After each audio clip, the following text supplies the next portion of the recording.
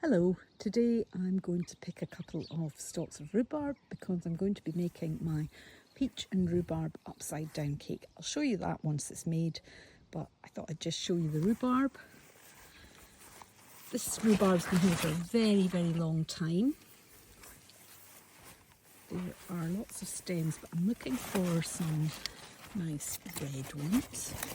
There's nettle in there, need to avoid that. Okay, this is quite a good one.